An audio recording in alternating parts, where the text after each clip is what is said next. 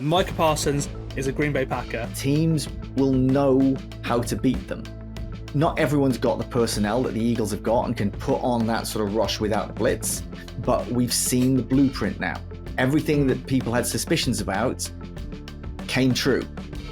But if they can get the offensive line right, then you may as well chalk them in for, at worst, AFC Championship game appearance. And because that is a concern, the Chargers in the fourth quarter, it has been, throughout Justin Herbert's tenure there, really, I think Warren Sharp did a great piece on this, actually, if you want to go read it. Right? He worked out that if all games were decided by the score after three quarters, only the Lions would have won more games than the Chargers last year. I just want to say a word about his defense, because, firstly, Vance Joseph, going back to be a coordinator of a place that, 5 years a head coach is pretty ballsy. Very very ballsy. But it was brilliant. That defense was so good last year. Third in points allowed, seventh in total defense. Third against the run. Great in the pass game too. They led the league in sacks and pressures. Geno Smith isn't box office, and I think it's exactly what they needed. Pete Carroll and Geno Smith feels like the grown-ups are now making the right sort of decisions in Las Vegas. Yeah. There are a few teams that I'm more excited about the turnaround of than this Raiders team. Hello, everyone. Cecil Martin here. Hey, this is Hunter Henry. What's up, man? This is Max Crosby, part of Raider Nation. Hey, this is Ross Tucker, former NFL offensive lineman. Hey, it's Tyler Lockett of the Seattle Seahawks. Hey, this is Jared Judah, wide receiver for the Denver Broncos, and you're listening to the 14-Yard NFL Podcast.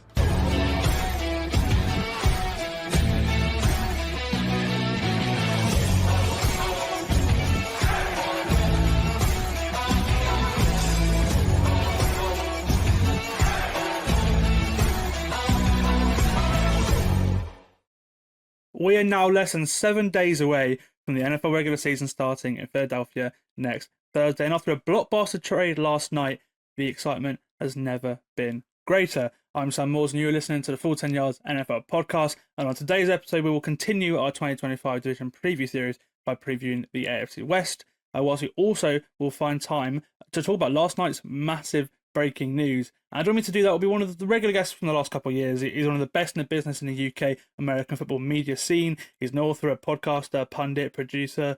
He's a bit of everything. Welcome back to the podcast, Ben Isaacs. Thanks for having me back. And the fact that we kind of had to arrange this at relatively short notice, it meant it happened like just a few hours before the trade went down. The trade that I pretty much guaranteed would not happen the last time I was on, when we talked about the NFC East, and I said there is no way that the Cowboys will allow Micah Parsons to walk away. And yet here we are. Yes. A big thank you for coming on at short notice, Ben. It was a bit of a scramble after my guest originally scheduled for the podcast cancelled last minute. So yeah, big thank you for you to coming on. And look, there's only, the college football season started last weekend in Dublin. Obviously, you were there. We've got some more games coming over the next couple of days on DAZN. Then until next week, it's pretty much football heaven when the NFL is added to that. What a few months that we are in for. Absolutely incredible. And obviously, also the last time I was on, we talked about the worst kept secret in sports broadcasting. This the Channel 5 deal, which has now finally been announced.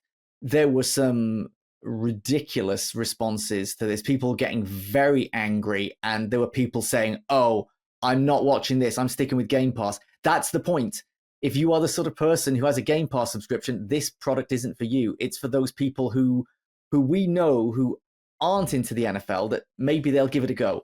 Maybe it's some people who've got kids who are like 7 or 8 years old, and they're going to watch it as a family and think, you know what, I like this. But for me, for you, Sam, if there's something on Game Pass we want to watch, we're probably not watching the game show on Channel 5. And that's fine. That's fine. It's not meant to cannibalize. So it's great. Hopefully that's going to bring in new fans. The Sky deal has now finally been confirmed. We all knew it was happening, but it's been confirmed, and that there's extra games, which is going to mean that for people with Game Pass, they've got some decisions to make, whether they're going to stick with Game Pass or think, okay, well, I've already got Sky and I've got all these extra games. If you've got Sky, Game Pass, you've got these games on Channel 5 if you want to check out a different way of watching. You've got all these college games on DAZN now that they've announced they've got a deal with ESPN. There were games on last night. There were games on tonight. There's going to be stuff pretty much every night of the week. And even if you're not watching live and you think you kind of, let's say you work from home, you get up on a Thursday morning and it's a bit of a quiet day and you want to sneakily put the iPad on and watch a midweek college football game from the previous night, then you are set. There has never been a better time to be an American football fan in the UK. And I think we've all got to appreciate what we've got and just make the most of it, guys. Just make the most of it. There's just so much out there. Just watch as much as you can. You'll enjoy the games even more. The more that you watch, it's absolutely unreal, Sam. Yeah, it's brilliant, and we'll get started in the podcast with some crazy news in the last 24 hours before we get into the AFC West preview. There's only one place to start, and that is with the trade from last night because it was mega. 47 million a year. It's rare that one of the top 5 players in the NFL is traded, so we have to talk about it. I don't know about you, Ben, but my first reaction is, what the hell are the Joneses thinking? Yeah, and so I've been watching the Netflix documentary about that kind of 90s Cowboys team. It is basically Jerry Jones's story. It's all about the fact that he's a gambler, that he is happy to take risks. He took a risk buying the team. He took a risk signing off on the Herschel Walker trade that set the Cowboys up for success, but lots of people felt was an absolute disaster. He's taken risks with the sort of coaches that he has picked. So we watched the final episode of that last night, my wife and I, and within about an hour, this happens. And this might end up being his biggest gamble. If you watch that show, what you'll find is that Jerry Jones is more than a little bit insecure about the way his football knowledge is viewed. It's why he ended up kind of having this big standoff with Jimmy Johnson. Jimmy Johnson felt, I put this team together. I'm the one who engineered this incredible trade of Herschel Walker that netted us all these draft picks that people thought was crazy. This was my team. I won 2 Super Bowls with them. I walked away because you felt any coach could win with that team. Barry Switzer came in, did win a Super Bowl, but then it all fell apart. But it was Jerry Jones's team. And Jerry was so angry about this that he wanted people to feel that, look, I'm not just the owner, I'm the general manager. I know what I'm doing. I am as much of a football expert as anybody in the NFL. When you look at it through that lens, when you watch that show and you see how he sees himself and how he's worried he is perceived, you look at this trade in a particular way. That this is him feeling that I am the smartest person in the room. I am always the smartest person in the room. And that Parsons wants too much money. We'll get these draft picks. We'll replace him with players of potentially equal value, but we're going to get 2 first rounders. We've got a former Pro Bowler coming in. I've no doubt that Jerry Jones thinks right now he's a genius. Now, the vast majority of us think this is a huge mistake, that you've traded away potentially your most important player to a conference rival, a team that beat you in the playoffs a couple of years ago when you were heavy favorites and they absolutely battered you. And now you've given them your best weapon. It seems unreal. Now, we could be wrong. This could be the Herschel Walker trade part 2, where Micah Parsons even if he plateaued, he'd still be one of the best players in the NFL. But let's say he goes downhill for whatever reason. It's hard to imagine, other than a catastrophic injury, that he can go downhill anytime soon. He hasn't even reached his prime. But let's say he does. And these two first round picks that they've got from the Packers that are, as well as the first round picks that they've got themselves, let's say all those 4 picks turn into all pro players and they win Super Bowls. If they win multiple Super Bowls and that those 4 players are the reason they did, then Jerry Jones has won this trade. Sam, how confident are you that they're about to draft 4 future Hall of Famers and win multiple Super Bowls? If you're not remotely confident, then the Cowboys have messed this up in spectacular fashion.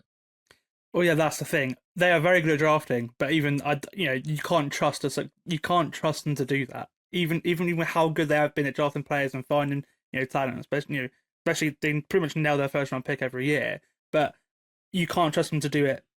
With the next four over the next 2 years. No. To find them, and for the Packers, I mean, I've been very clear on my opinion on the Packers the last few years. I said it in our NFC North preview a few weeks ago that they are they were always been like a game-breaking pass rusher away from being a proper Super Bowl contender. They've now got that. They're now on par, in my opinion, with the likes of Philadelphia and obviously the Lions in their division. And the reason why I love this trade so much is because the Packers are the youngest team in the NFL. So talk about they don't really need draft picks because they've got so many young guys on this team. Right, so you can absolutely part with 2 first-round picks when you are the youngest team in the NFL. When you're so good at finding guys in the later rounds like the Packers are, for them this is a home run, isn't it? Yeah. I mean, the fact that everyone needs their draft picks, but when you've got a young team that is full of really promising players, those draft picks are slightly less important because you aren't kind of worried about, we need to address the age imbalance. For older teams that really need the injection of top young players, it's a bigger deal. I tell you who must be sick about this, Aaron Rodgers. They could have done with a blockbuster trade like this when he was the quarterback. I mean, they did get Charles Woodson many years ago. It wasn't as big a deal as this, but when Charles Woodson came in, of course, that sent the Packers over the top. He was 27 years old and they won the Super Bowl. Brett Favre was 27 when the Packers made a blockbuster trade to bring in Reggie White, and then he won the Super Bowl. Jordan Love's 27 this year. So I know that it's just a bit of a coincidence. It's just a bit of a coincidence, but you look at it like that and you think, more than the Charles Woodson thing, is this the Reggie White for Brett Favre that, Jordan Love will have that player on defense that knows that, I'm going to be put in great field position a lot. We've got one of the most disruptive players in the NFL. Aaron Rodgers would have killed for that. I'm sure he is fuming that that's the case.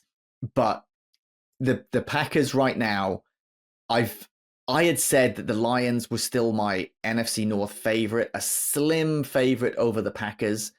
That was until last night.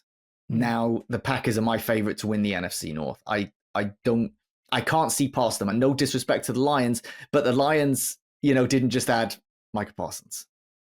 Yeah, exactly. All right, we'll part this conversation now, and I'll get onto it in our Week 1 preview a lot more next week. I'll go into every detail and talk about it in how it affects Dallas going into the opening game next week as well. I just could not mention it to start the podcast. Right, we'll go on to the AFC West preview now. As we have done already the first 6 episodes of the series, we'll start the podcast by looking back at last year before analysing each of the teams in the division and predicting their win total for the season as well. And last year, the AFC West was one of the best divisions in football. We had 3 of the 4 teams making the playoffs, and of course, the division winner, the Chiefs, went to the Super Bowl and became only the 9th team to ever win 15 or more games in the regular season. It was enough for the 1 seed winning their 9th straight division title and again reaching their 3rd straight Super Bowl and 4th for 5 years. But they were unable to finish their goal that they had the whole season, which was to become the first team to win 3 straight Super Bowls, losing to Philadelphia in New Orleans after struggling to deal with their defensive line. As predicted, Jim Harbaugh came back to the NFL and instantly led a team to the playoffs, with the Chargers finishing 2nd in the division with an 11-6 record.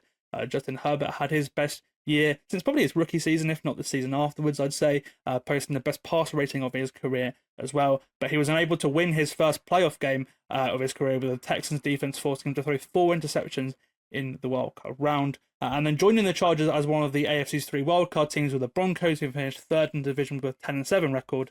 Rookie quarterback Bo Nix hit the ground running for Denver, which paired nicely with one of the league's best defenses last year. Was a real success. They finished top 5 in both rushing and passing defense, and it ended Denver's 8-year wait to taste the postseason. Sean Payton's side were a tough team to play throughout the season, which is great news for the future as Nix grows as a quarterback, and they were literally just a block field goal away from sweeping the Chiefs as well, which no one does that. And then finally, the Raiders played hard to start the year. If you remember, they beat the Ravens at the start of the year. They went toe-to-toe with the Rams and the Chiefs, but out of their bye week, they completely struggled, losing 10 games in a row, which saw their head coach and GM fired just 12 months after being given the jobs permanently. And that sets up a really interesting 2025 for this division because, the Chiefs are looking to win their 10th straight title. The Broncos and Chargers will be hot on their tail after taking a big step in the right direction last year. And the Raiders, they'll be very interesting too because they have a new head coach, a new GM, a new starting quarterback as well. This is a very, very interesting division this year, isn't it? And I don't know if we've ever seen a division so stacked in terms of head coaches. Yeah. You've got the potential there for 4 Hall of Fame head coaches. Andy Reid obviously is going to be a first ballot Hall of Famer.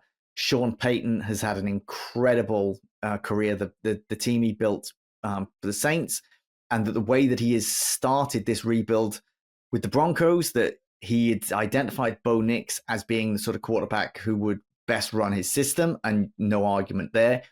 Jim Harbaugh turned around the 49ers. If you look at the things that he did in college, he turned Stanford into a winner. He won a national championship with Michigan. We will gloss over the fact he's basically banned from college football for, I think, another 12 years. But that doesn't affect his NFL career. And Pete Carroll at the Raiders. So, Jim Harbaugh is the only one there who doesn't have a Super Bowl ring. And he's been to the Super Bowl and he's won a college national championship. Pete Carroll's also won a college national championship. I think this is maybe the division that interests me most in the entire NFL. And this lineup of coaches makes it just unmissable. The problem is going to be these teams are going to take some wins away from each other and cause each other problems. Yes, absolutely. And it's a good way to start. We'll go on to the breakdowns now. We'll start, as always, with the reigning champions. And in this case, it is, of course, the Chiefs. But for the first time since 2022, they don't have the pressure of having the Vince Lombardi Trophy coming into this season. Meaning they are out for revenge, just like they were when they last lost the Super Bowl 4 seasons earlier. This dynasty has been nothing short of extraordinary. They've won fewer than 12 games just once since Patrick Mahomes took over as a starter from Alex Smith, and they've reached 5 Super Bowls, winning 3. And in fact, there have only been 2 seasons where they've not played in the Super Bowl, and even in those years, they still reached the AFC Championship game. But after that loss to the Eagles in New Orleans, there are some questions about how the team responds this year because it did expose some weaknesses. Do you think this is the most vulnerable Chiefs team we've seen for a while? Yeah, I think it is. But I don't think any of us are just assuming that this is a team on the slide. Andy Reid hasn't lost it. Patrick Mahomes hasn't lost it. One of the interesting things about Patrick Mahomes last season was the fact that he proved he could win games in different ways. He wasn't just this one quarterback who we knew. It's like, okay, if we're going to just grit out these wins and do it this way, at certain times he was just a game manager. That's what the game plan required. And from his point of view, it's like, okay, I'm going to manage the game and we're going to win it. And he was fine with that. But the team doesn't seem as good. The division seems tougher. But if you and I are chatting here in February and we're saying, well, there we go, it's the Chiefs in the Super Bowl again, I don't think we're going to be shocked. Well, that's exactly it. When we did a big power ranking episode a couple weeks ago, and in that episode, the Chiefs came out number 2, just over the Ravens in terms of roster strength and everything going into the season, and yet I still feel the least confident about them as I have done a while. And they're the second best team in the league in terms of roster. You're like, what? That's exactly that's exactly it. It's like it just shows how good they've been and how much you expect of them and how this truly is a dynasty. And at the end of the day, as long as you've got Patrick Mahomes, you're probably going to go deep into the playoffs. And the big question mark for them heading into the season is, of course, what we will see from the offensive line, because it wasn't great last year. They managed to sort of mask over that until the Super Bowl. They moved Joe Tooney to left tackle at some points. But then in the Super Bowl, the Eagles managed to get so much pressure on them without even blitzing, which is it's crazy. Mahomes was sacked 6 times, which was an equal career high.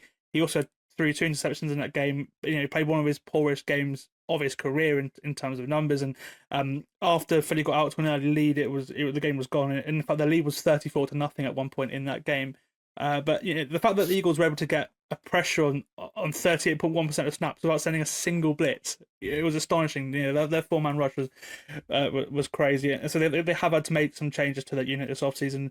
For the last few years, they have had one of the best interior offensive lines in football. That was never the problem. It's been the tackles the last couple of years. They had Joe Tooney, Creed Humphrey, and Trey Smith. They're all top interior offensive linemen, but they're all really expensive, and you can't have a sustainable roster by paying 3 interior offensive linemen.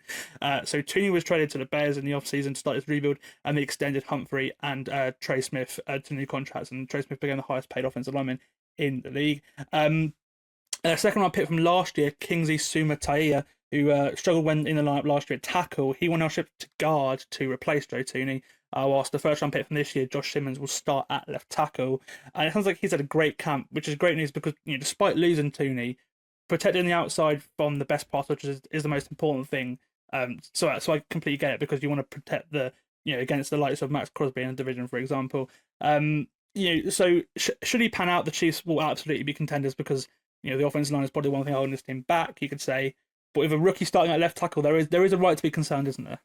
Yeah, exactly. I really think Josh Simmons is an excellent offensive tackle, but if you are protecting the blind side of Patrick Mahomes, then that's a trial by fire when it's a rookie doing that. And there are plenty of good defenses that they're going to come up against. That Broncos defense is really good. The Chargers, and like you said about Max Crosby, so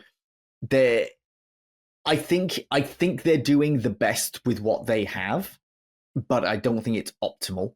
Last season, like you said, they were able to kind of like paper over the cracks, and there was a lot of kind of smoke and mirrors that made the offensive line. They were able to protect it basically, and then it all came crashing down. And any of us watching the Kansas City Chiefs last season knew that this was not a team that looked dominant. They were eking out wins. They would know how to win, and they were so savvy that they could get away with it. But if Josh Simmons isn't the guy, and I'm not saying I don't think he is, but if he isn't the guy, and it's tough when you're a rookie and you're the left tackle, if he isn't the guy, then I think all the problems that they had last season, they will have this coming season, and teams will know how to beat them. Not everyone's got the personnel that the Eagles have got and can put on that sort of rush without a blitz, but we've seen the blueprint now. Everything that people had suspicions about came true. But if they can get the offensive line right, then you may as well chalk them in for, at worst, AFC Championship game appearance. Yeah, absolutely. And we'll go on to the strengths and weaknesses of the roster now. Of course, the big strength is Patrick Mahomes. He can win games on his own. Around him, the skill guys look a lot better to me than they have done in the last couple of years, because in the last couple of years we've wondered about the guys around him in the skill positions. Are they going to be good enough this year? A little bit less of a concern for me. The concern for me with that group is their health more than anything, because a lot of them have injury histories. Obviously, Xavier Worthy now goes into his second year, and he should be a major problem for defenses now that he's had that rookie year experience. Obviously, Rashee Rice is their best receiver. He's back. He's healthy for the season. Playing just 4 games last year, but he won't be able to play until week 7, as he will begin the year with a 6-game suspension for his involvement in a high-speed hit and run, which violated the NFL's personal conduct policy. So, with Rice missing time, it's great news for them that Hollywood Brown is back and he's healthy, because he was their big offensive free agency addition last year. But he missed most of last year, and when he did come back, you could tell he wasn't really healthy. Then he played the last 2 games of the season and the playoffs, and he should have a bigger role than he did on the return last year. And then obviously we can't forget Travis Kelce, who obviously is now engaged. I'm interested to see how long he has left, because there was a regression last year. What do you make of the guys around Mahomes? I think that they're not quite sure what they have, and I think there's 8 of them. I think they've got 8 receivers on the 53, and that's 8 wide receivers, not including tight ends, if I was counting correctly. It's going to have to be he's going to have to rely on all of them, and they're all going to have to play their different kind of parts. I don't think it's going to be, that he's got one clear guy who he wants to go to. Rashee Rice is a big loss. I felt that, if you were going to get 17 games out of him, then that's going to be great for them. Exactly. So Travis Kelce is obviously not the player that he once was. I'd be surprised if he's still playing after this season. I think if they'd won the Super Bowl, he'd have been happy to go out on that high. I think it was such a humiliation, that game, for the entire team, that he didn't want that to be the last memory people had of him on an NFL field. Hollywood Brown could be the X factor here that, if he can kind of really kind of build on that promise. But it isn't one of those situations where there's like a guy who I think is going to get like 1,500 yards and be his go-to.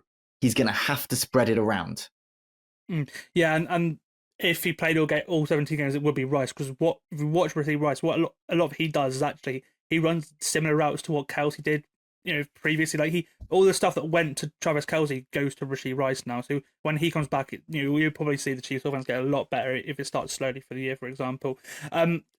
This roster as a whole, how do you feel about it?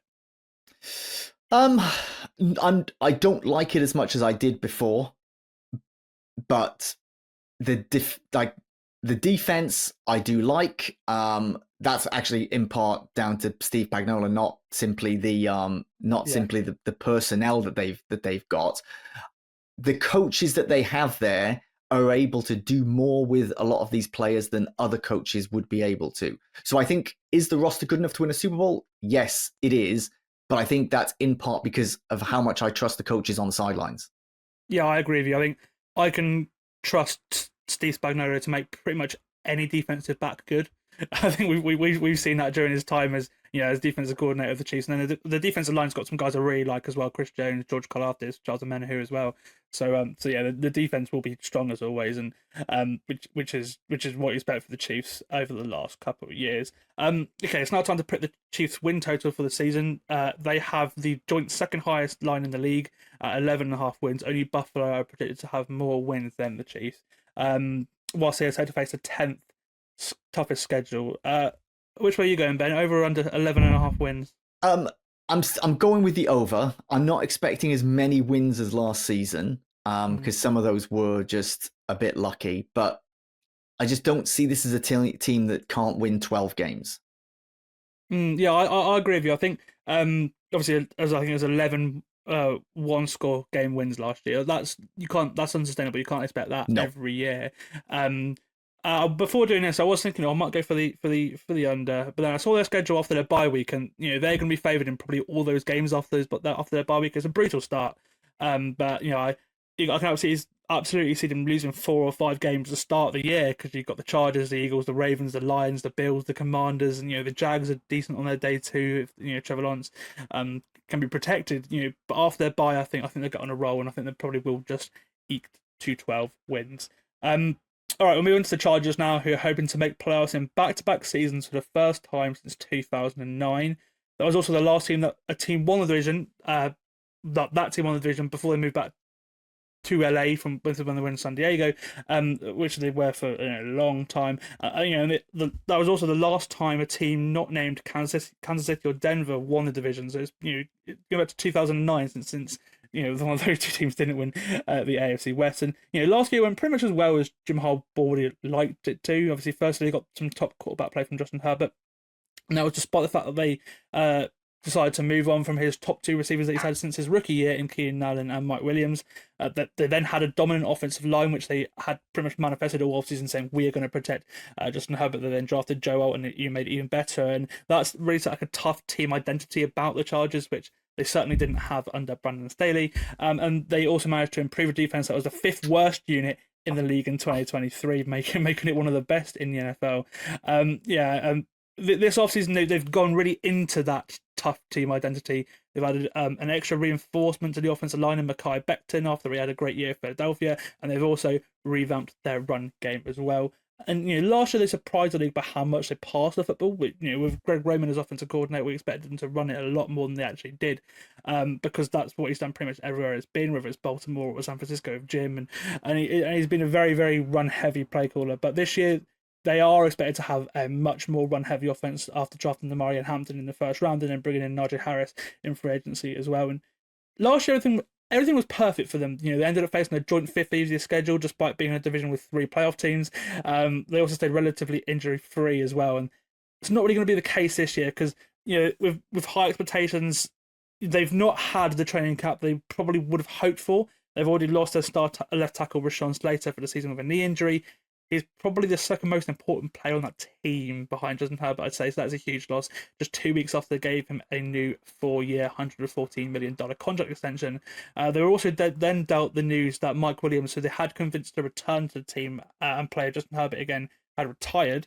So they had to go and sign Keenan Allen for the year instead. And then Najee Harris has also started camp in less than ideal circumstances. He missed the majority of it with an eye injury that he got on after a firework explosion on the 4th of July, which is one of the the craziest things. And it does sound like he might be ready for the season. The game against Chiefs in Sao Paulo. But after missing the majority of camp, he's not exactly going to be sharp either. So he's not had the ideal preparation. So I mean, this is great if you have a Marion Hampton in fantasy because he's going to get a lot of carries to start the season. But for the Chargers, they've certainly had some adversity to get through this year that they didn't have last year, haven't they? Yeah, and it felt like after the draft, I thought, okay, Jim Harbaugh is putting together a more Jim Harbaugh team now, and it's not quite gone according to plan since then. You're right. I would say Rashawn Slater is definitely the second most important piece there. I think it's going to change things for Justin Herbert. It's going to change things for the run game, and it could be the thing that they look back on that says this is why we couldn't make a deep playoff run, or we couldn't challenge the Chiefs for the division title. I've got a lot of faith in Jim Harbaugh in the way that he has his philosophy. He's always done well at the way that he builds these teams. He's not trying to do anything particularly ridiculous. He likes to kind of build from the trenches. He wants a tough defense. He wants an offensive line that will just keep that quarterback's jersey clean. He wants to be able to run the ball, kind of old school in that way. He's had plenty of success with it. He had success in San Francisco doing that. He's never had a quarterback like Justin Herbert before. And it's not that, do I think Jim Harbaugh has it in him to get the most out of Justin Herbert? I think he does, but it is this slight kind of inflection against what he's done traditionally, and I'm a little bit concerned with how it's all looking because of the injuries, because of things just not being quite right. I felt this was the chance for them to really challenge Kansas City, and I just think the offseason's just not worked out for them. Yeah, it's an interesting one because I've actually really liked what they've done this offseason. Obviously, almost doubling down on the tough. Decision making, great. Decision making, it's not worked out. Yeah, and that's the thing. But especially the reason why I especially like that is because last year late in games they struggled to close out wins, and I think with the run game there, that's you want because the new run game will absolutely help them close out wins because when they did run the football, they were around league average, and that's not what you expect from a Greg Roman team, really, running the football. So if that has improved, then it makes it a lot easier to close out games because you can just run down the clock and everything. And because that is a concern, the Chargers in the fourth quarter, and it has been throughout Justin Herbert's tenure there. Really, I think Warren Sharp did a great piece on this actually. If you want to go read it, right? He worked out that if all games were decided by the score after 3 quarters, only the Lions would have won more games than the Chargers last year. Which is crazy, but yeah, they finished 11-6. They didn't win their division or anything. Herbert's numbers were below league average in the fourth quarter, whereas as a whole, he is near the top of the NFL in lots of metrics and stuff. He then later goes on to say that the Chargers are 6-13 in games decided by 3 points or less in the last 3 years as well, and of course, Herbert is yet to win a playoff game as well, despite being considered a top quarterback for many years now. Obviously, he's made the playoffs twice in his career. The defense dominated them. The Texans defense dominated them last year when he threw 4 interceptions, and then that's that game that we all remember against the Jags where they had the 28-0 lead and then completely blew it in the fourth quarter. I say it all the time, but all they needed that game was just one decent drive, and they would have won that game. And they just couldn't produce it. And it's strange to me that in the big moments, Herbert has failed more often than not, because when he was thrown into the lineup. In that game against Kansas City, when Tara Taylor had his lung punctured right before the game, he played so well with no preparation or anything. It was a massive moment. He played so well, and then since then, in these big moments, he's he has been he's struggled in the fourth quarter, and he's struggled in the playoffs. And he's struggled in big games as well. If you look at the quarterbacks that the Chargers won against last year, you're looking at like Gardner Minshew's and stuff, and you're not going to get that all day. So, do you think this is a thing, or do you think he's just been like incredibly unlucky? I think it's a bit of both. I think maybe he's not had the luck. But there have been certain points where, the offense completely revolves around him. This is absolutely his offense, and it hasn't always been explosive enough. It hasn't always been reliable in the red zone. The problem is that, when you talk about the best quarterbacks in the league, and you kind of, if you put them into tiers, very few people are going to put him in that top tier with Lamar, Josh Allen, Burrow, and Mahomes, for example. So if he's in that tier below, he's still got to go through all of those players just in the AFC when it comes to the playoffs. So, we can easily say they should never have lost that game against the Jags and Trevor Lawrence, but there was a lot of blame to go around. I think he's going to get that playoff win. I think it's easy to kind of knock him for the lack of playoff wins, but playoff wins are not a quarterback stat. We know a lot kind of rests on his shoulders. I think the coaching hasn't always been there, and this was the first year with Jim Harbaugh. Let's see where Herbert is in a couple of years before we start thinking, is there a big problem with him? Because I don't think he's ever had all the right pieces around him. I think Amari and Hampton can be his best friend if that offensive line is able to kind of to do its job. We've seen Justin Herbert get injured before. If they can keep him healthy, if Amari and Hampton can grind out those hard yards, which he is absolutely built for, and then they need kind of Quentin Johnston to step up. They need Ladd McConkey to continue his ascent.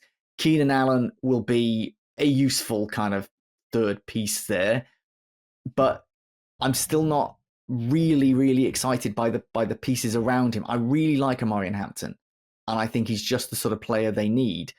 But the Slater thing is just the thing I always think about when I think about what sort of season is Hampton going to have, what sort of season is Herbert going to have.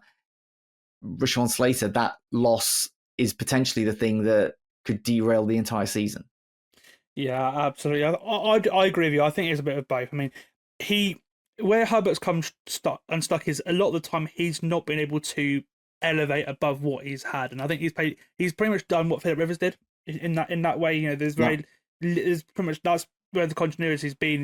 Obviously Rivers retired, Herbert came in, and the Chargers were pretty much the same level offensively. They've been pretty much where they were for the last 7-8 years, really, in terms of that level. But still good. Obviously, Philip Rivers was a very very good quarterback back in the day. But no, I think he's not really had the elevation that the Patrick Mahomes, the Lamar Jackson, the Josh Allen, and Joe Burrow as well they've had. So he is off those guys a little bit. But I still really. Obviously, he's got all the tools in the world.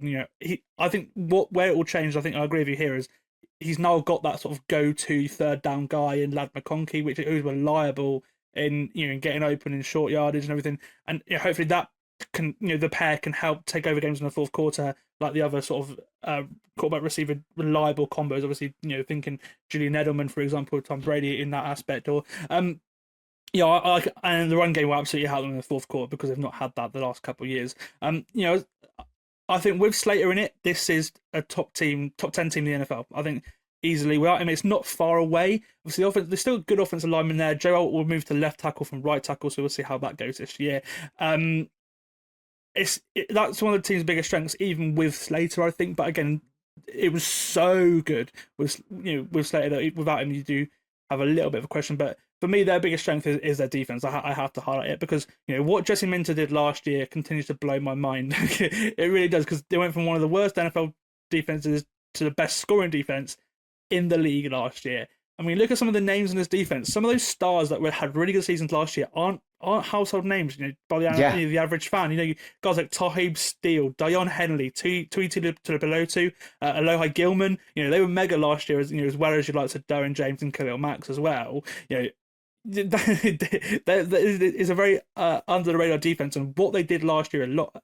Obviously, what they did at Michigan, and there are quite a few defensive coordinators that are now running this scheme because of the success, obviously, with the Ravens, and also with Michigan coming here as well. There are probably about 6 teams that are running this scheme now on defense. So it's a very they've sort of really started something here, and that is a huge strength. Are there any weaknesses that sort of worry you about the Chargers other than missing Slater? No, I think this is a well built team. Beyond the fact that I just don't get super excited about the receivers. It's not that it's necessarily a bad group, but I wish. I mean, if Quentin Johnston had had a better rookie year, I might be looking at it differently. I just want to make sure that Justin Herbert has got really good targets there, because I feel Marion Hampton can be a really fantastic running back. You've got this unheralded defense because of the fact it lacks the brand names, but it's such a great unit, so much consistency, that this is a team that doesn't have a load of weaknesses.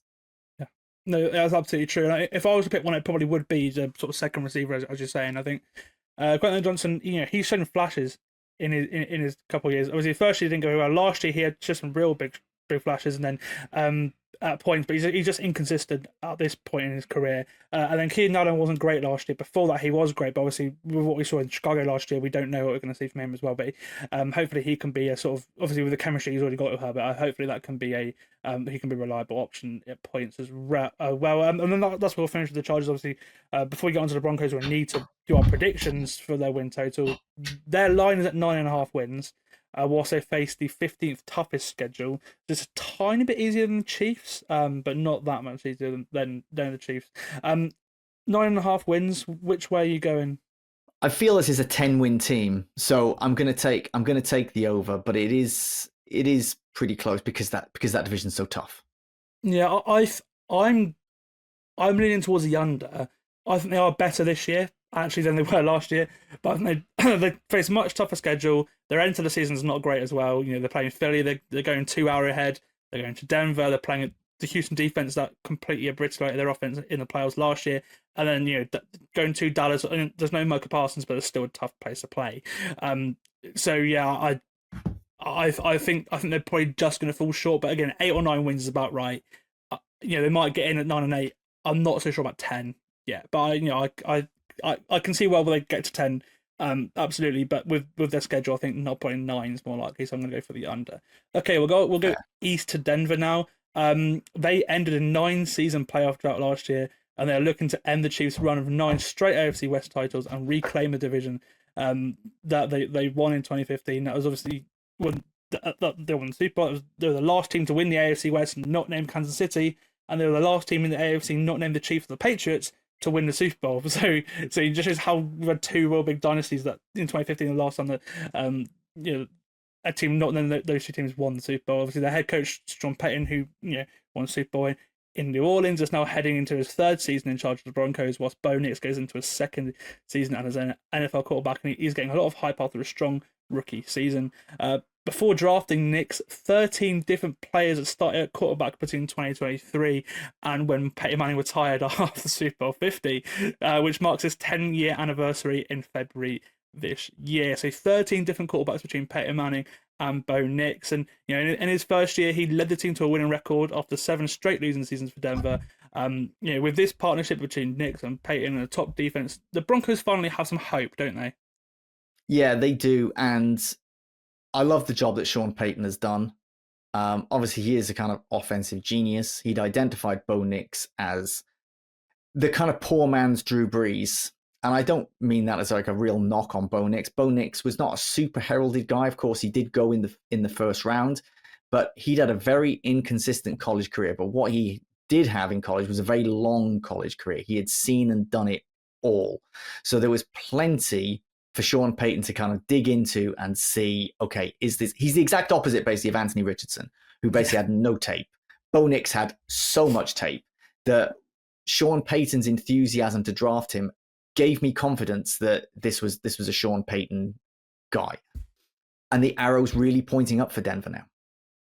Yeah, absolutely. I think they are looking great for the future, especially after this offseason as well, because whilst a lot of teams have lost starters, they've retained the vast majority of their starters, only really saying goodbye to Javonte Williams, who wasn't even great last year anyway, and Cody Barton, and they've added so many pieces as well.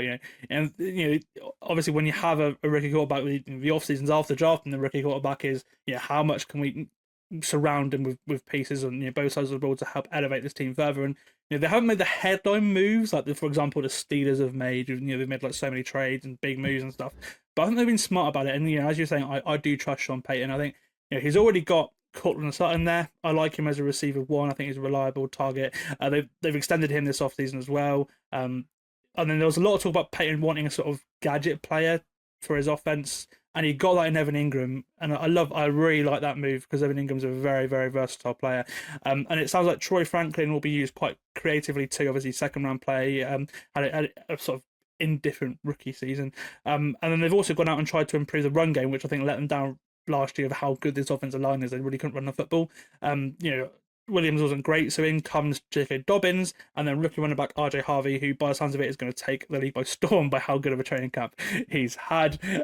So for the next couple of years, I think this team are going to be very hard to beat because they have a top coaching staff, top offensive line, top defense, and in that scenario, all you really need for success is decent quarterback play.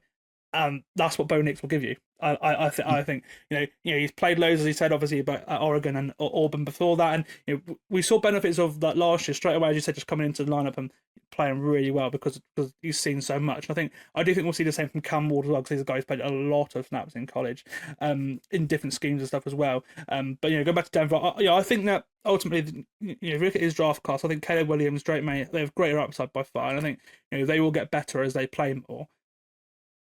I probably would see Nix probably has got a lower ceiling than those guys, but he's got a very, very high floor. I think he's at least in for like a sort of Matt Ryan style career, which that's not a criticism by any means. Like, not everyone has to be Patrick Mahomes to like get to a Super Bowl or anything like that. He was a 15-year starter. He won the MVP. He had 2 or 3 good playoff runs as well. So he won quite a few playoff games. Matt Ryan, and Nix is way more mobile than Matt Ryan was as well. So he's certainly got that. And I really do think they are onto something. Because this roster is really good, isn't it? Yeah, there are certain things though where I would like it if there was like a real kind of game breaker at wide receiver. That's something they don't have right now. There will be points where I think a lot of people are kind of on the Bo Nix hype train and will feel that like, oh, he's just going to get better and better. I don't know about his trajectory. Yeah. I don't know if he is just going to continue to improve. Like you say, I think he has got a lower ceiling than those guys that you mentioned. He can be a Matt Ryan.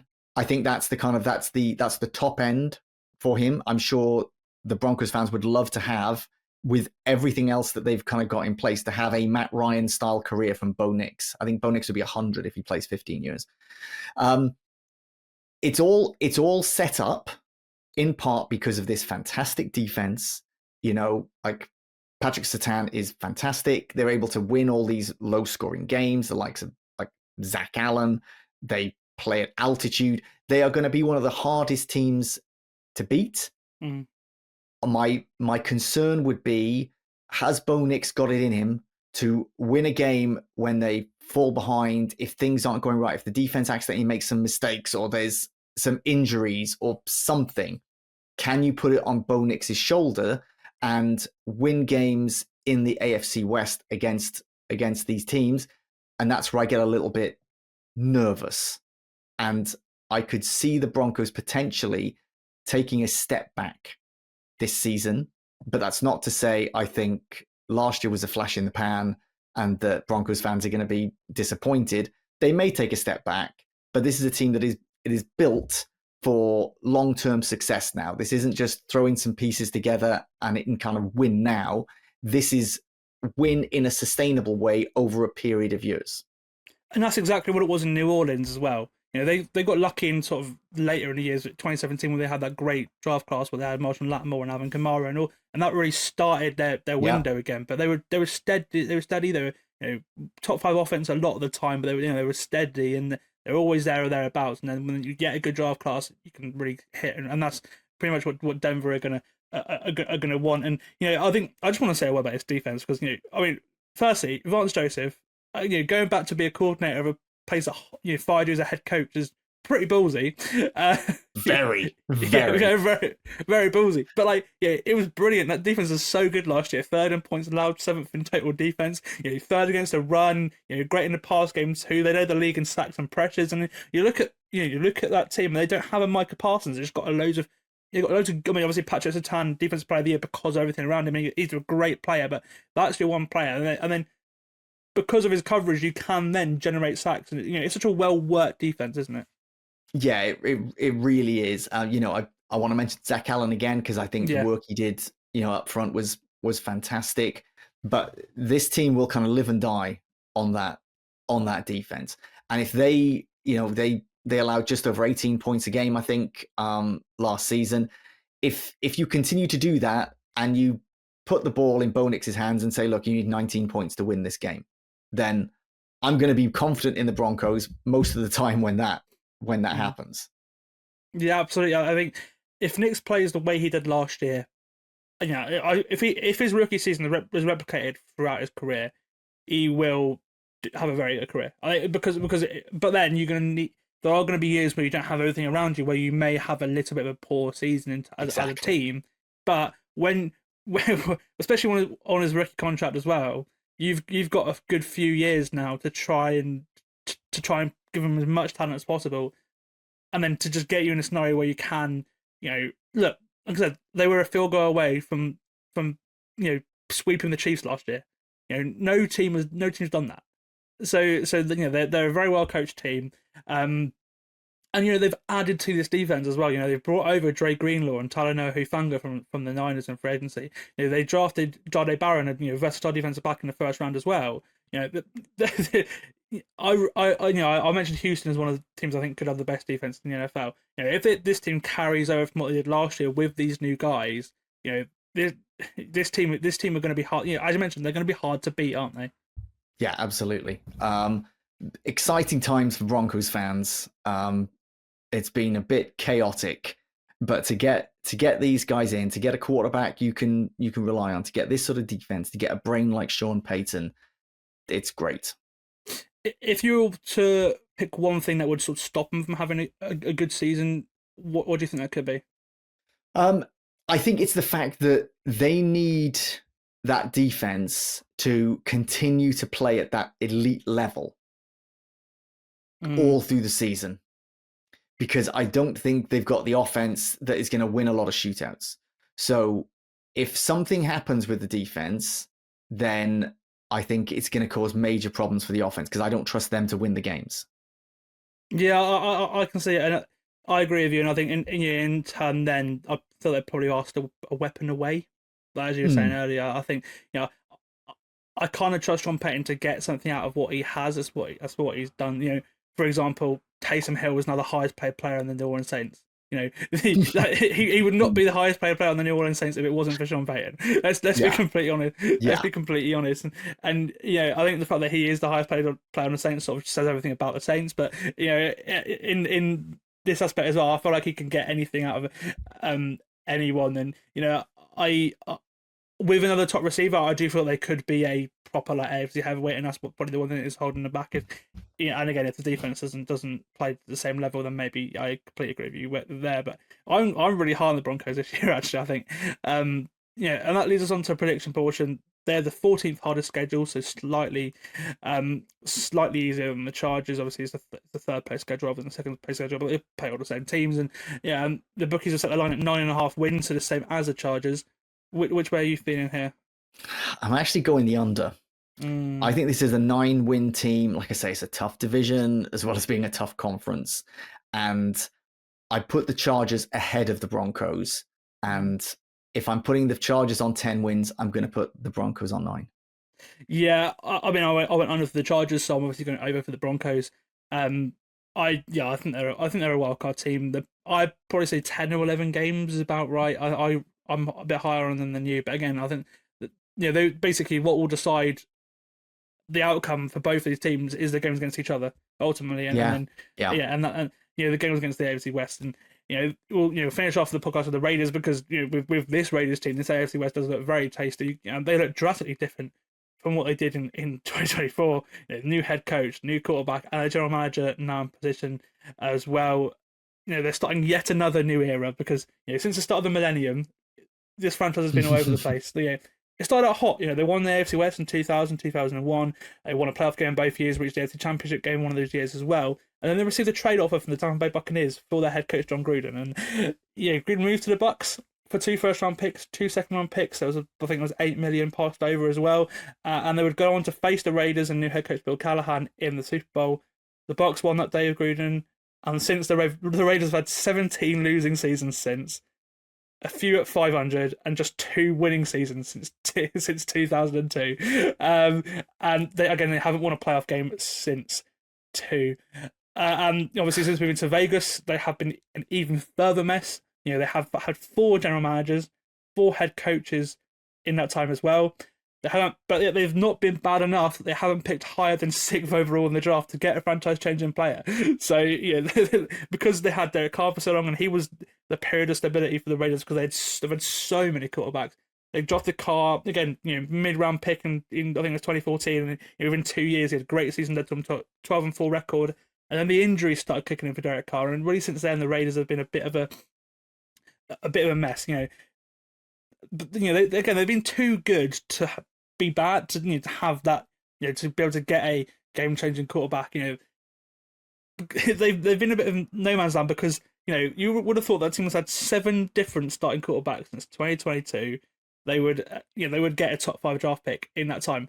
Nope, they're very much. They've never bottomed out. They've never bottomed exactly. Out. That's the problem.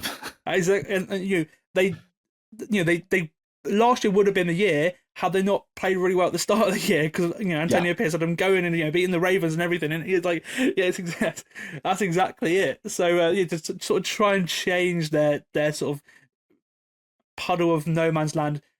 They've brought in Super Bowl winning head coach Pete Carroll. Obviously, he spent a season away from coaching. He was still in Seattle, but he was in sort of an advisory role after 14 years as head coach with the Seahawks. He'll be working with John Spytek, who has won 2 Super Bowls as an executive in Tampa Bay and Denver. He finally gets a chance to be an NFL general manager after working in player personnel and scouting for the past 20 years. He spent the last few years as assistant GM of the Tampa Bay Buccaneers. He was in Tampa before that, and he was part of the reason that they managed to get Tom Brady in. And now Tom Brady, as minority owner, has brought Spytek, given him his job now. But again, when you've won 2 Super Bowls, you've certainly earned the opportunity to be general manager. And they've started off their tenure with a bang by putting off a trade for Geno Smith to be a starting quarterback, reuniting him with Pete Carroll, who coached them to 2 Pro Bowl seasons in 2022 and 2023. And they've already extended him through 2027 as well, which I think is interesting. So they've added some experience to a very young team that could have several rookies starting. When they fired Antonio Pierce, did you see him going in a direction like this? No, I didn't. They have been very un-Raiders-like with the things that they have been doing. All these years of turbulence, it feels now there's a culture reset going on. This isn't a knock on Antonio Pierce at all, who I thought had potential, but they've decided, okay, let's bring in an absolute legend. Pete Carroll, one of the only coaches to have won championships in college and the NFL. Yeah. He's seen everything, incredibly experienced. They've got a GM who's also got piles of success and experience. They bring in Geno Smith, who feels like a very un-Raiders-like quarterback. He's boring. Geno Smith is boring. And the Raiders traditionally have not wanted those boring quarterbacks. They've still got like the ghost of Al Davis saying, we just want someone who's going to be absolute box office. Geno Smith isn't box office. And I think it's exactly what they needed. Pete Carroll and Geno Smith feels like the grown-ups are now making the right sort of decisions in Las Vegas. Yeah.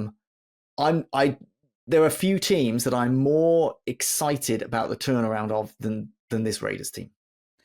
And you mentioned the word there, culture. That's the thing. They need a culture, because that's the one thing they've not had. They've going through so many guys. Obviously, some of them were forced, like the John Gruden situation with the league, and then that really put them on the back foot. And then I mean, the GM hires the last couple of years have been, really abysmal. If we're being honest, yeah. The last 4 general managers, the whole Josh McDaniels thing as well. So many poor decisions. And that obviously starts with ownership. So we'll see where that goes. And they've got everything there. Obviously, one of the most beautiful stadiums in the world. They're a massive fan base that spans across the world, more than most teams in the Raiders as well. And I think they've certainly got a lot to work with. And as I mentioned, they've sort of gone the opposite way from the majority of the league. It makes sense as a sort of fresh culture, because in Seattle, obviously, they had one of the best cultures in the league for over a decade. Really, and obviously you hear the differing things about Russell Wilson and everything, but the defense, that defense was feared by so many teams for so many years, and as I mentioned, they've gone the opposite way. They've gone older quarterback, the oldest head coach in NFL history now, Pete Carroll, on a team that's been rebuilding for the past few years and is very young. It could work. Obviously they could potentially have two really young offensive superstars, and obviously Brock Bowers, who had an amazing rookie year, and then should Ashton Jeanty take his impressive college resume to the NFL and play in a similar way, they should have something there. They've got the offensive line as well, which a lot of teams don't have. The offensive line is pretty underrated, as is Jacoby Myers as well. Obviously he had a 1,000-yard season last year. Nobody, especially with all the Devonta Adams drama and all that as well, quite under the radar. Jacoby Myers was a reliable option for the few quarterbacks that started there. And then obviously they've just reunited with Amari Cooper, who obviously the team drafted 4th overall in 2015 to start a receiver trio with rookie Dante Thornton, who certainly has like an impressive physical profile. He ran a 4.30 at 6'5", which is crazy. And he looks like he's got the start at receiver over Jack Betch, who they drafted in earlier than him. What do you make of this offense that Geno Smith's got to work with? I do like it. That offensive line, I think you're right, it's good. There's not a lot of depth there.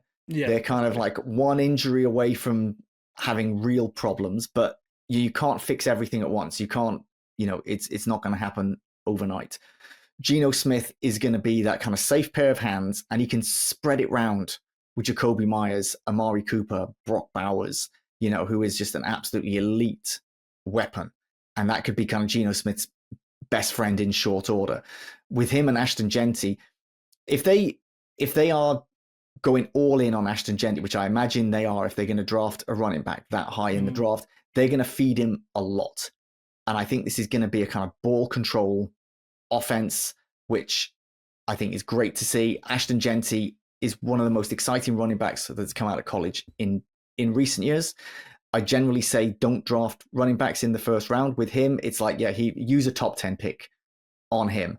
I think he's going to be an absolute superstar for the Raiders. Really intrigued to see this offense. Yeah, and you look at those running backs that have been high drafted in recent years. Obviously, Bijan Robinson, his second year last year was tremendous, nearly 2,000 yards all purpose, and that's what you want from a running back you draft in the top 10.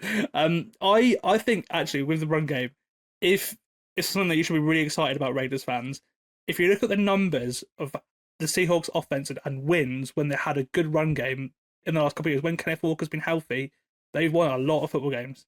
That was when what's let Seattle down the last couple of years is when Geno's not had a run game, and then he's had to play hero ball throwing 40, 50 times.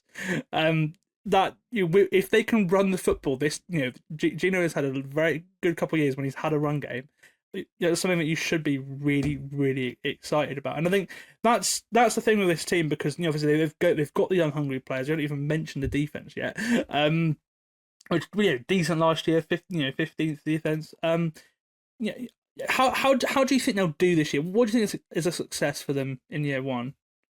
I think a big success would be not finishing last in the division. And for some teams, that can be like, well, that's a really low bar. Yeah. But what that means is you've got to finish above a team that made it to the playoffs last season and still looks good. Nobody is looking at the Chiefs, Chargers, and Broncos thinking, oh, that was a flash in the pan. That was a fluke that they were in the playoffs last season. We know what the Chiefs are. The Chargers have been contending for the playoffs for recent years. We saw that the Broncos have had this big reset turnaround, look like they're built really well. If the Raiders don't finish bottom, I think that's a big success. And that's really kind of setting a tone for what's going to come next. However, I think they can still have a successful season and finish last in that division if we can see that there is progress, if we can see that this team is built different, if we can see the culture has changed and they're moving forward. They can't do anything about the fact that they're in a division with 3 really good teams right now, but they can control their own factors. Yes, absolutely. And I think, if I was to pick a weakness for this team, it'd probably be their secondary. Like, I think that probably is the one thing holding them back, because, I like this defense. I think, obviously, you got Pete Carroll coming in now. Patrick Graham they've kept over as a defensive coordinator as well. He's had a very good couple of defenses. Obviously with the Giants beforehand, and multiple teams over the last couple of years. And then obviously they have one big strength from that defense, Max Crosby, who we'll talk about in a second because he's going to be there for the distant future. But yeah, no, the secondary just isn't it. Obviously, Eric Stokes struggled in Green Bay. Jeremy Chin hasn't quite probably lived up to the expectations we all had of him coming in a couple of years ago. And and then you've got a mixture of young guys and then Jamal Adams because of course. Why not? I'm reading that apparently he's had quite a good camp, but I don't think I trust that because of how he's played the last couple of years with several teams he's been. But yeah, I do think the secondary is a concern because I haven't really got that guy there. But when your big strength is Max Crosby, it does make the jobs of defensive backs a lot easier because you can sort of accelerate the processing for the quarterback and hopefully force him into mistakes. And Crosby has had a new deal this offseason. He's committed to the team for the next 3 years, and then before the Micah Parsons contract, he was the highest paid non-quarterback in the league as well, which is based on average. And then before TJ Watt as well. But coming into the year, he sort of set the market, and then it's gone crazy to 47 million a year when I think Crosby was only at 35. So certainly gone crazy over the off season. Look, he can take over games. So keeping him in Vegas for for the years to come is such good news for this team, isn't it? Yeah, it is. And what we've seen from Pete Carroll teams in the past is that there isn't loads and loads of blitzes. It's lots of pressure with the front four, which is perfect when you've got the likes of Matt Crosby. The linebackers are going to have to do a fair bit. The defense is a bit hit and miss, and like you say, the secondary isn't great. I like Jack Jones. Nate Hobbs is strong in the nickel, but that is something that is going to need to be built out. But we are now at the start of a rebuild that I feel, at least if you're building around Max Crosby, you've got at least one superstar. Yes, exactly. Right, that leads us on to the prediction portion of the segment. So I know you've got to go, Ben. They will face the 16th toughest schedule in the NFL, so run the same as the rest of the division. Whilst their line is set, but the bookies at 6.5 wins. Which way are you going? I am going to say the over. Nice. I think I've perhaps made some claims in this episode that I don't know if all these teams could even. I've got 3 of them hitting the over. But I'm really high on this Raiders team, and I don't think they were awful last season, and they've made all these upgrades that I absolutely love. So over. Right, I'm gonna go for the under. I get it. It's tempting because I do I'm looking forward to watching this team. I think they've got the line spot on. I think it'd be 6 or 7 wins, so completely spot on. But yeah, I think they're just in a brutal division. So I think they're gonna be better than they were last year. But I just think I'm going to go for 6 and 11. I think hard to beat, but yeah, just going for the under. Right, Ben, I'll let you go. I'll do the outro without you, so you can get through everything. But yeah, big thank you for coming on the podcast again. No problem. I love coming on, and I'm sure I'll speak to you sooner rather than later. Awesome. Thank you very much, mate. Have a good day. Okay, that's going to wrap things up for today's episode. We are now just under a week away from the season kicking off in Philadelphia, and we only have 1 episode left of our 2025 preview series. As I mentioned, a huge thank you to Ben for joining me today. He's been a great guest over the last couple of years, and he really is a good person to follow in the if you're into all things football, whether it be college or the NFL. He's obviously he's got his book, which he's talked about on the podcast several times, and I'll link it in the description. He's also he's also a regular guest on the Nat Coombs show, and he hosts the College Days podcast with Dom Corbus, who again we've had on the podcast in the last couple of weeks as well, on that feed as well. So do check out Ben's stuff. If you've enjoyed the podcast, remember to leave a quick rating or review on Spotify podcast, because that really does help us out. It really does help us push up the charts.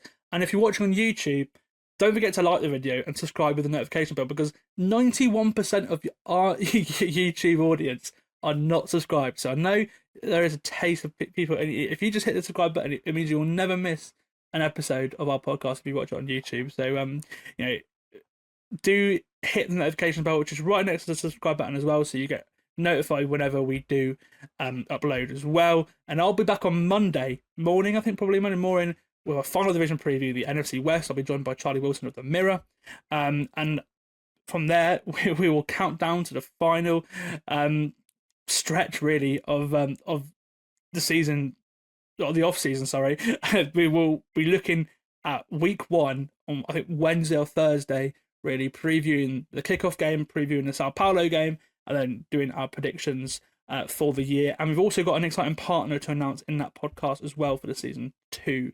So we'll have a little bit of fun with them throughout the season as well. But that's it for now. Until then, enjoy the rest of your day, and I'll see you next time.